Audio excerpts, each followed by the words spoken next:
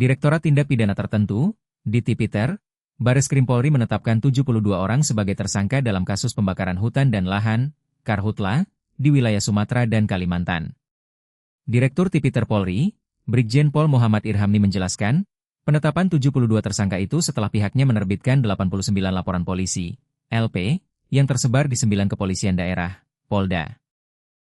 Adapun ke-9 Polda itu diantaranya Polda Riau, Polda Kalbar, Polda Sumsel, Polda Jambi, Polda Kalteng, Polda Kalsel, Polda Kaltim, Polda Aceh, dan Polda Kaltara.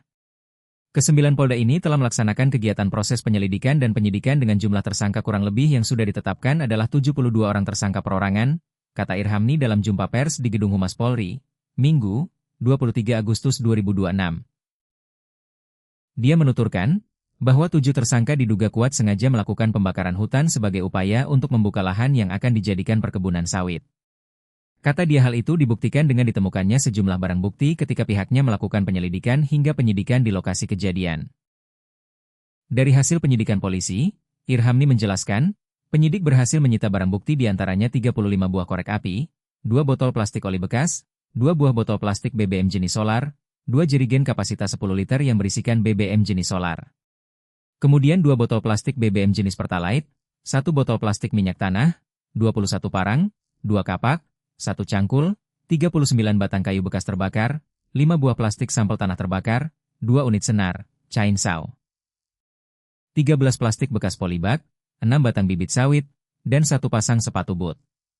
Dari barang bukti yang dilakukan penyitaan oleh penyelidik dan penyidik ini sangat jelas tentunya motif pembakaran tersebut adalah pembukaan lahan tentunya, ujarnya. Rekan-rekan tahu ini adalah musim panas, sangat mudah untuk melakukan pembakaran dan dilakukan penanaman perkebunan sawit pada masa musim hujan nantinya, sambungnya.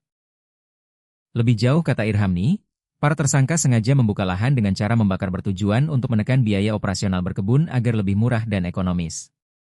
Oleh sebabnya dia pun menilai bahwa perbuatan para tersangka tergolong kejahatan luar biasa lantaran menyebabkan dampak yang cukup luas terutama bagi masyarakat. Polri berjanji akan terus mengusut kasus Karhutla ini secara serius dan dengan cara profesional serta menggunakan kecukupan bukti yang diperoleh dalam proses penyelidikan hingga penyidikan. Polri melakukan penegakan hukum terkait perkara kebakaran hutan dan lahan merupakan bagian dari komitmen untuk menjaga kelestarian lingkungan sekaligus memberikan kepastian hukum kepada masyarakat, jelasnya. Akibat perbuatannya itu para tersangka pun kini dijerat pasal 78 ayat 4, Jo pasal 50 ayat 2, huruf EUU nomor 40 tahun 1999 tentang kehutanan, pasal 108 Jo pasal 56 ayat 1, UU nomor 39 tahun 2014 tentang perkebunan, pasal 98 UU nomor 32 tahun 2009 tentang perlindungan dan pengelolaan lingkungan hidup serta pasal 308 dan pasal 311 UU nomor 1 tahun 2023 tentang KUHP. Kemudian dalam proses penyelidikan di Polda Riau ini ada 2 perkara, kemudian naik sidik karena sudah ditemukan peristiwa pidananya, itu 30 laporan polisi, kemudian Polda Riau telah menetapkan kurang lebih 35 orang tersangka. Kemudian lanjut yang kedua, Polda Kalbar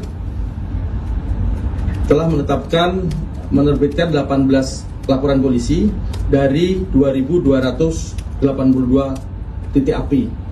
Ini sangat banyak memang, dan rekan-rekan tahu kemarin Bapak Presiden dan Bapak Kapolri serta Panglima TNI secara langsung turun ke lapangan ke TKP kebakaran, dan memang di sana juga sangat banyak. Modus operandinya adalah 2 hektar dibakar oleh masyarakat, dan pembakaran ini tentunya sangat merugikan masyarakat yang lain. Kemudian Polda Sumatera Selatan 15 laporan polisi dari 618 titik api. Prosesnya adalah yang pertama proses penyelidikan itu 15 perkara, kemudian tersangkanya 17 orang.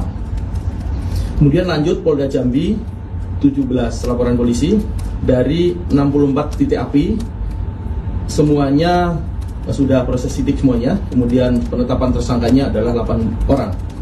Kemudian kami lanjut Polda Kalteng 8 laporan polisi dari 203 titik api. Proses penyelidikan 2 perkara, proses sidik 5 perkara, kemudian tersangkanya adalah 11 orang. Lanjut ke-6 adalah Polda Kalsel 3 laporan polisi dari 318 titik api, proses penyidikan 3 perkara, tersangka 2 orang.